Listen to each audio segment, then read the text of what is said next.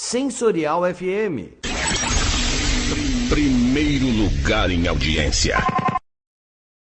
Conquistando você com som e qualidade. Aqui. Sensorial FM.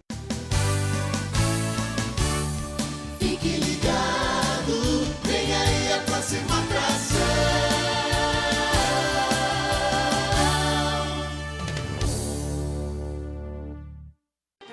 O programa a seguir é de responsabilidade de seus produtores e locutores. Sensorial FM, a rádio que ouve você. Começando aqui na Sensorial FM, programa Candomblé Total. É só aqui na Sensorial FM, a rádio que ouve você.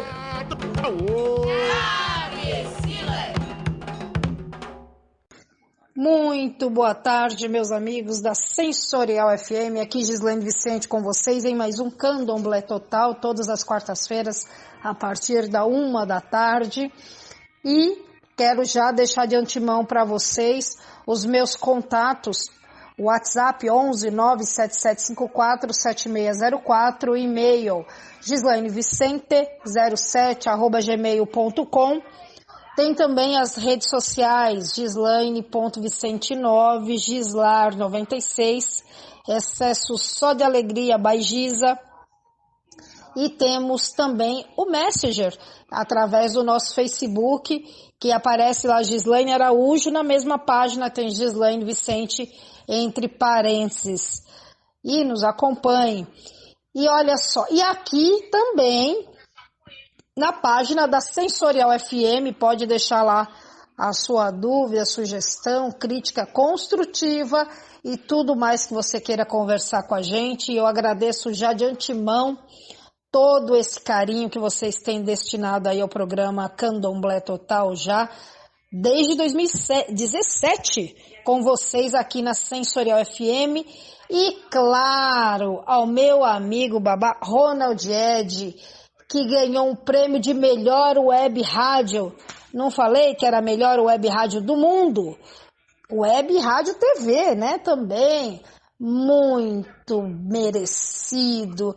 Babá, um beijo enorme aqui da gente do Candomblé Total, com um orgulho muito grande do nosso, não só nosso babá, mas nosso amigo, incentivador. E, claro, muito merecido. Eu fico muito feliz mesmo que a Sensorial esteja aí atingindo um patamar que, olha, show de bola, hein? Não tem nem o que dizer. Só você vir para cá, patrocinar o Candomblé Total, os outros programas da Sensorial. Enfim, estamos aí à disposição, indo para mais um ano vencedor, hein? E olha só, gente, no tema de hoje eu queria levantar uma lebre que é muito interessante aqui para nós, que somos não só candomblecistas, mas somos, eu principalmente sou muito incentivadora de que as pessoas sejam leitoras, porque a leitura leva você a um outro patamar. Além de você adquirir repertório, você adquire uma cultura vasta em cima de tudo que você pode agregar, tudo que a leitura pode trazer para você, que sempre é um ganho muito grande. Recentemente nós tivemos aí a Bienal do Livro em São Paulo. Depois da pandemia, nós tivemos em 2014 em São Paulo, depois houve a Bienal do Livro no Rio de Janeiro e depois, em função da pandemia, a Bienal do Livro acabou um pouco suspensa e retornou esse ano. Eu estive na Bienal do Livro e, como sempre, todos os anos que tem esse evento é realizado, normalmente em São Paulo ele é feito no Expo Center Norte. Tem quem conhece esse complexo ao lado do Shopping Center Norte, na zona norte da capital paulista. Sabe que ali tem todos uns compartimentos, tem uma área de exposição muito grande E ali é feito a Bienal do Livro, ali é realizado o evento. No Rio de Janeiro, às vezes no Rio Centro, lá, se eu não me engano, é em Jacarepaguá, que é um centro de exposições muito grande também. Mas aqui em São Paulo, agora no mês de julho, houve a Bienal do Livro, sempre com muito sucesso. E eu sou uma pessoa que sou leitora voraz. Vou em sebo, compro pela internet, tenho meu acervo, compro na banca de jornal, compro em livrarias e, naturalmente, eu faço a minha visita à Bienal do Livro, procurando novidades, principalmente em relação às religiões afro. E eu, como sempre, esse ano eu estive na Bienal do Livro, numa das quintas-feiras, na qual foi realizada, né? Foi realizada acho que durante uma semana, enfim. E eu tive na quinta-feira lá, realizada a Bienal, antes do término num domingo. Pois bem, procurei títulos afro-religiosos que sempre me interessam, porque a gente sempre tem novidade ali. Às vezes você não consegue achar em determinada livraria, no sebo, determinado selo, enfim. E na Bienal, todo mundo procura ter lá os seus melhores selos e traz os seus livros para que as pessoas consumam, né? Porque às vezes é difícil você achar determinado livro, principalmente quando é de uma editora universitária, por exemplo, que é onde eu me abasteço bastante. E uma amiga, que é assessora de imprensa de uma editora, ela falou uma coisa para mim que eu achei muito peculiar. Ela falou, olha, eu perguntei se ela ia até o evento, ela falou, olha, o nosso público não está na Bienal. E é uma editora que tem alguns títulos afro-religiosos, voltado para a temática afro e tal. Aí eu falei, ela tem uma certa razão. Embora a Bienal seja um veículo de muito alcance. Porque eu, por exemplo, eu comprei num stand que os divulgadores, os donos, eram de Belém do Pará. Então, era uma coisa muito sui generis, né? Assim, quer dizer que você atinge num patamar bem longe, né? Belém do Pará é um lugar, uma localidade bastante longínqua. Pois muito bem, quando eu conversei com ela, ela falou, nosso público não está lá. Por que ela me disse isso? Porque realmente tem um público leitor que não é o público que vai à Bienal. Porque a Bienal, como muitas outras coisas, se tornou ela é um evento excelente, eu não critico a Bienal por nada disso. Mas ela se tornou um evento que muitas pessoas que vão até lá são pessoas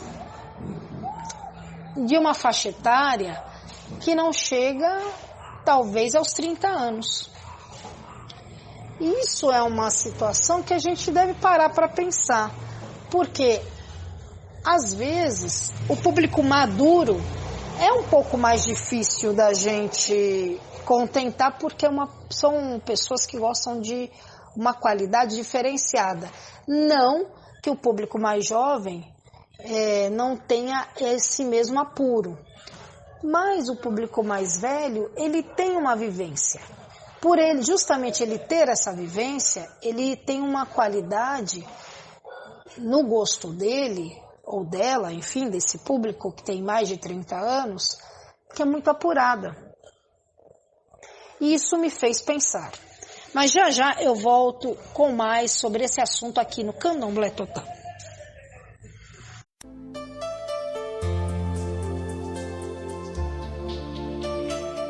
Sensorial FM Web, a maior rádio holística do Brasil.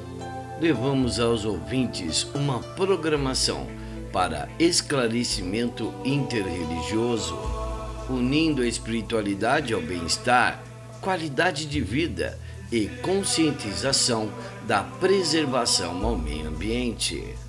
Corpo, mente e espírito formam a Sensorial FM Web. Voltando, meus amigos, aqui no Candomblé Total, falando sobre os nossos assuntos afro-religiosos. E eu dizendo no outro bloco, eu dizia que o público, segundo essa colega minha, não está na Bienal. O público que nos interessa, que é justamente para nós que estamos acima dos 30 anos. Por que ela disse isso? Eu fui analisar. Ora, o pessoal que está abaixo dos 30 anos tem uma febre chamada Síndrome de Harry Potter.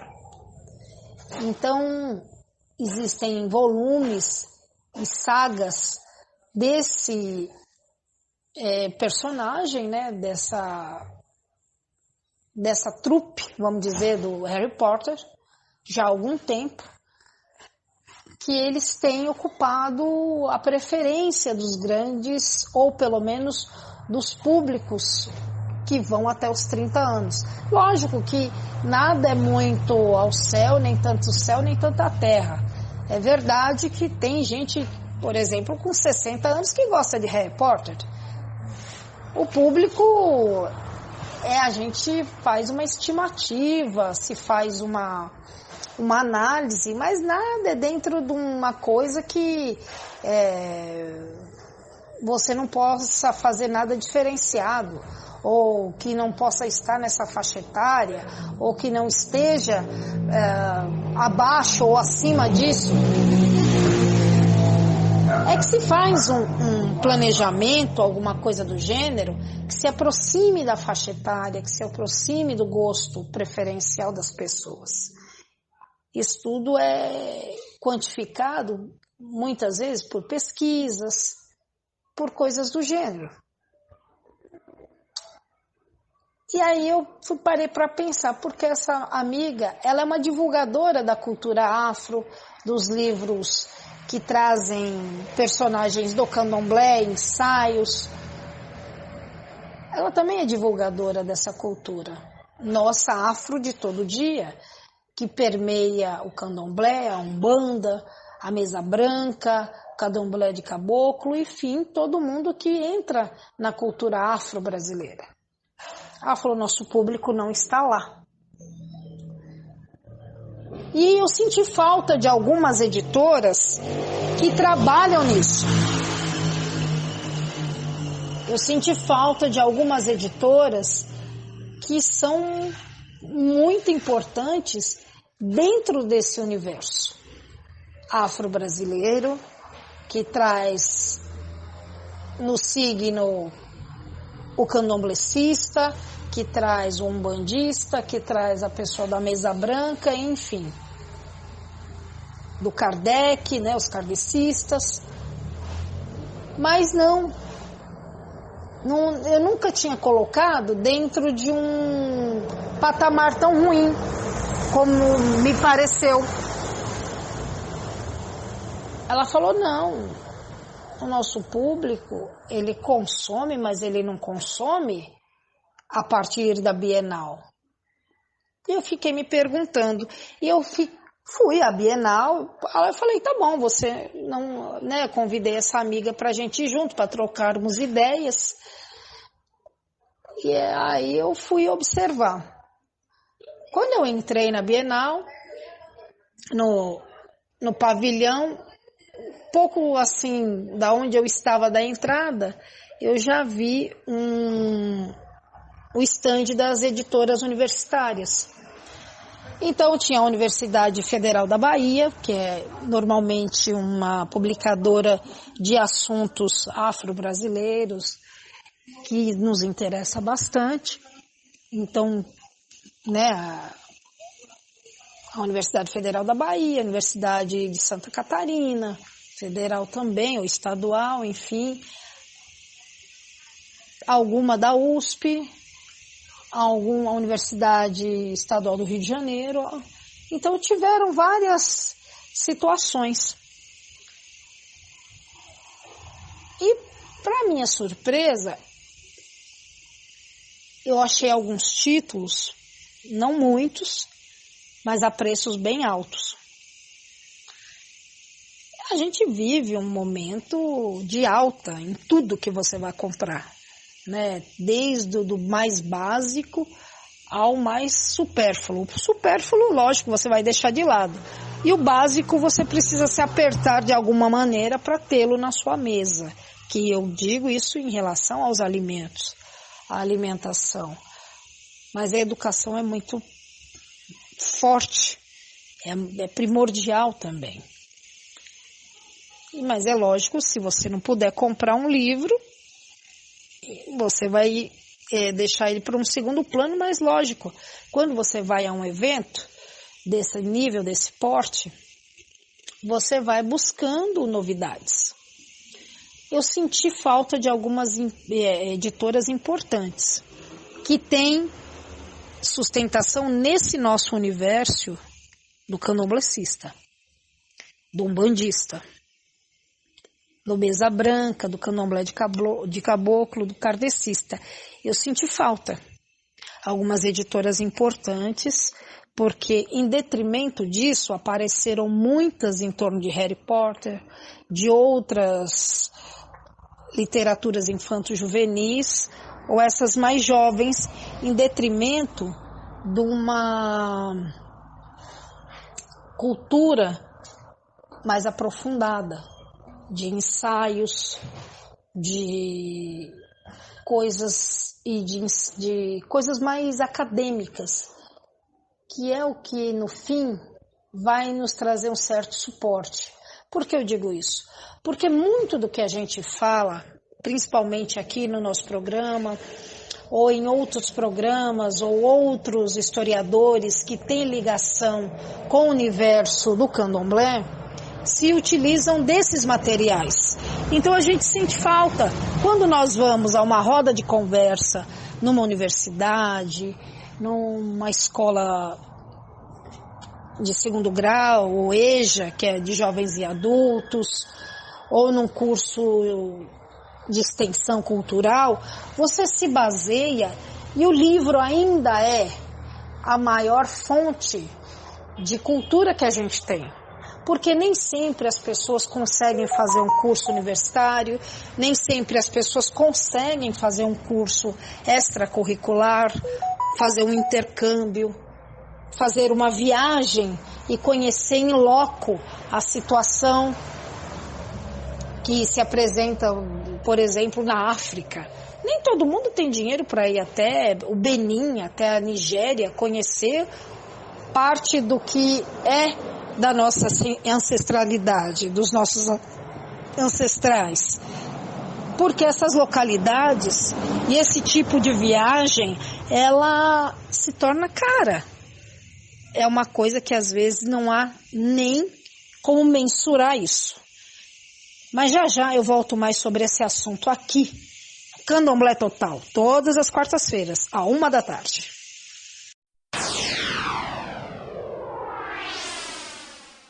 Tenha um programa na Sensorial FM. Tecnologia e modernidade, conforto e qualidade. É assim que se faz. O seu programa na Sensorial FM, sem precisar ir até o nosso estúdio. Saiba mais. Entre em contato pelo Rádio Nextel 11 940 26 60 68 ou pelo e-mail contato@sensorialfm.com.br. Voltando, meus amigos, aqui na Sensorial FM. Um abraço a todos aqueles que nos prestigiam aqui nessa rádio tão querida e já muito premiada. Eu dizia, meus amigos, sobre a minha ida à Bienal do Livro em busca de novidades, de fonte de cultura. Livro é uma coisa que a gente tem que sempre reverenciar, porque é o principal eixo, né, que a gente tem para termos como uma ponte para a cultura. E eu dizia que essa amiga me trouxe uma situação assim para pensar realmente. Isso é ótimo, quando alguém instiga você de uma forma que às vezes sem perceber você passa a pensar naquilo. E foi o que aconteceu. Eu dizia então que o livro ele supre a necessidade da gente às vezes de viajar, de ir atrás de um novo eixo para a nossa cultura, para a nossa forma de trabalhar. A gente precisa conhecer tudo, de tudo um pouco e um pouco de tudo. E nesse sentido, eu senti realmente falta de algumas editoras que trouxessem novos títulos. Ao passo que a gente teve alguns estandes com muito saldão. E teve até uma situação que eu presenciei, que eu vi, e eu percebi, não sei se talvez nem todo mundo percebeu, mas eu percebi, porque, por exemplo, existiam editoras e os estantes de saldão. Às vezes um livro que na editora custava 60, no saldão estava 15. Custava 40 na editora, mas no saldão estava 20. Então houve até uma coisa meio predatória. Quem percebeu isso ia no saldão. E olha que eu não tive muito tempo, porque eu cheguei já no final da tarde, devido aos meus compromissos, e consegui ficar até a hora que fechou, às 9 da noite. Se eu tivesse ficado o dia inteiro, eu teria visto mais ofertas, teria andado mais. Mas aquelas 3, 4 horas que eu fiquei por ali, eu já percebi que realmente teve uma diferenciação esse ano, né? Este ano aqui havia muita literatura que a gente chama de literatura de realismo fantástico. Eu falei do Harry Potter, mas tinha outros níveis de literatura nesse nicho de ficção. Havia não ficção, mas outras coisas que não afro. E havia editoras afro que trabalham com esse nicho, com livros muito lá em cima. Eu comprei apenas 4 livros, porque muitos livros que me interessavam estavam acima do patamar de R$70. É muita coisa. Então, e aí você vai num evento desse, você vai comprar um livro você compra na livraria, né, revistaria, no sebo, pela internet. E eu gosto do livro físico. Isso é muito importante.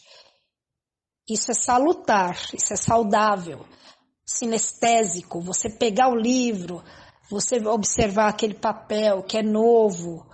Porque muitas outras leituras, inclusive eu fui editora de uma editora-chefe, né, como jornalista profissional, de uma revista que era dedicada aos orixás. Porém, com o avanço da tecnologia, ela acabou, né? Havia interesse, mas havia um custo. Então, e aí também se proliferou muito os podcasts, que já existiam, né? Porque quando você tinha as emissoras de rádio, os podcasts já existiam, mas como emissora, dentro da emissora de rádio. E o podcast, hoje em dia, você pode colocar num blog, numa rede social, enfim. E a cultura do candomblecista, que é o mote desse programa, por isso o nome Candomblé Total, ela ficou um pouco dispersa. E aí o público candomblecista, ele passou a consumir o conteúdo candomblecista via rede social, via vídeos, via redes como TikTok, como Facebook, o finado Orkut, YouTube, Instagram, todas essas redes, né? E grupos no WhatsApp, todas essas redes sociais que todos nós usamos e conhecemos.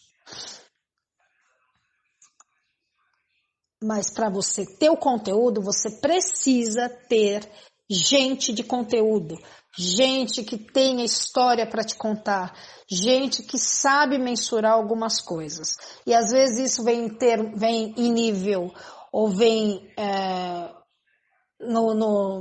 no objeto livro, vem como tese, vem como dissertação, vem como roda de conversa, vem como curso universitário ou de extensão, ou curso livre, em debate, ensaio.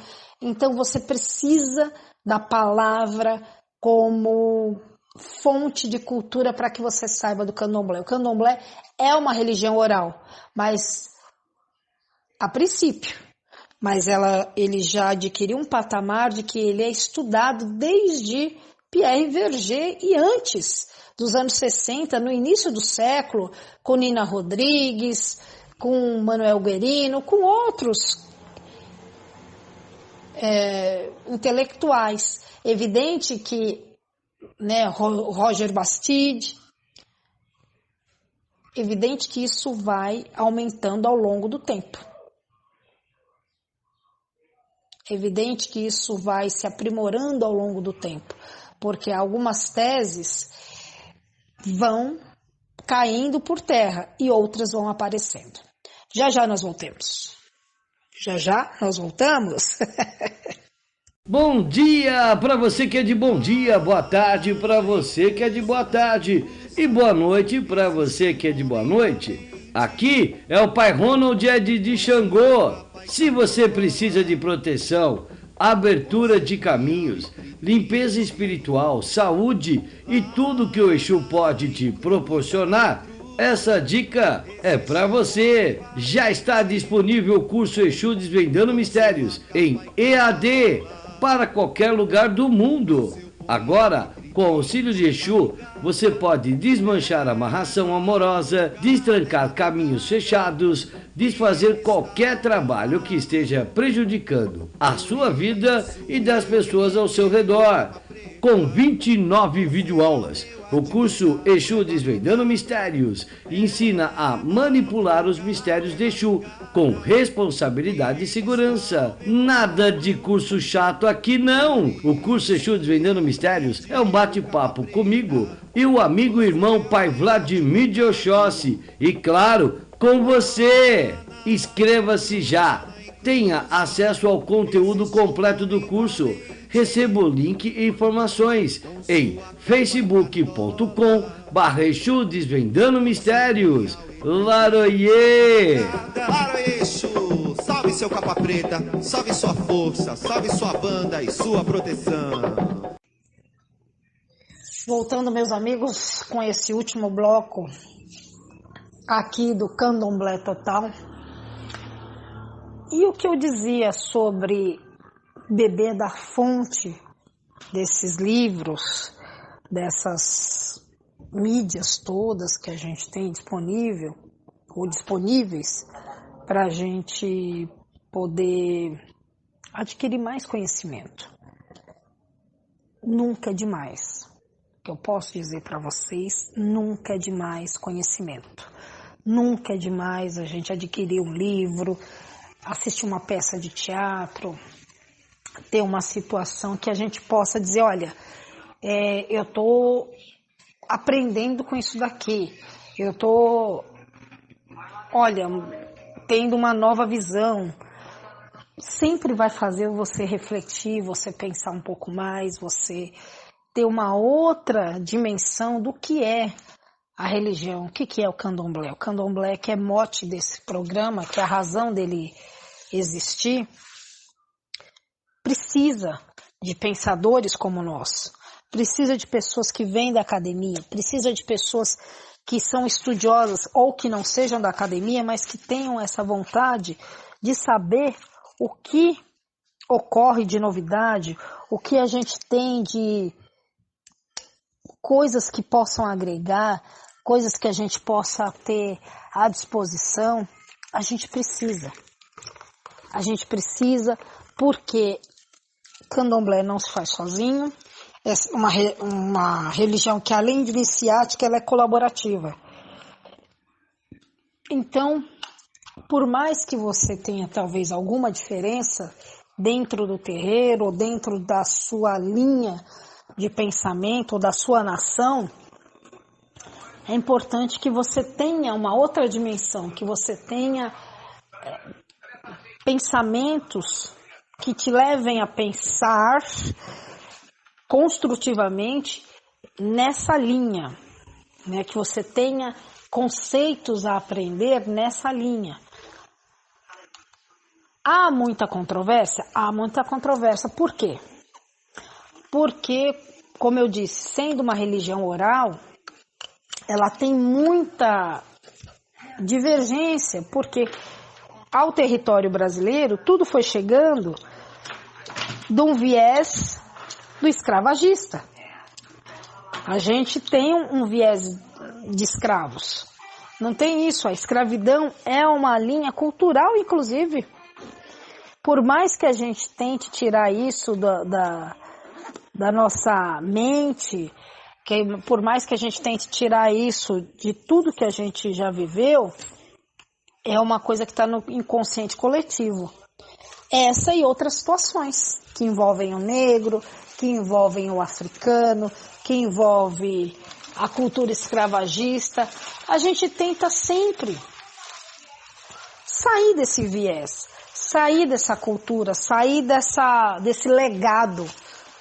Pode ser que o legado não seja dos melhores. O escravagista não é uma lembrança das melhores.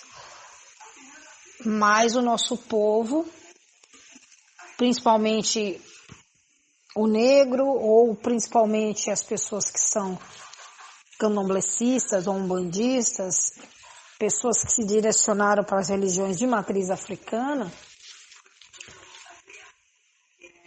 percebendo que tudo teve um início. Talvez o início seja do sofrimento, foi. Da marca na pele, foi. Mas isso tudo hoje é sistematizado em livro. Isso tudo é sistematizado em curso, na universidade, nos cursos livres, nos discursos, e isso passa para os terreiros. E às vezes o pai de santo que é antropólogo, o pai de santo que é um professor de história, que é um professor de português, outro que é advogado, outro que tenha outra função para disseminar conhecimento, não importa. Nós precisamos de todos, nós precisamos dessa cultura viva. E ela só se torna viva e só continua viva a partir do momento que a gente se apodera dela. E o livro pode ser um bom começo. E um livro sobre candomblé é o melhor dos mundos. Quando você começar a ler, você vai perceber que, além do terreiro, você precisa daquela cultura. Tudo caminha à frente. E o livro é um passo à frente para sistematizar essa religião, que muitos dizem que existe há mais de 10 mil anos, até sendo mais velha do que a dos cristãos, do que o cristianismo, porém ela vem sendo sistematizada, ou seja, colocada nos bancos escolares por meio dos livros e apostilas e cursos, e muito eficazmente e felizmente por pessoas que são do candomblé estão na academia, ou seja, estão nas universidades. Eu vou ficando por aqui e agradeço demais a sua companhia e espero você na próxima semana. Faça o seu comentário. Muito obrigada e até a próxima. Em casa, no trabalho, todo mundo tá ligado. Sensorial FM.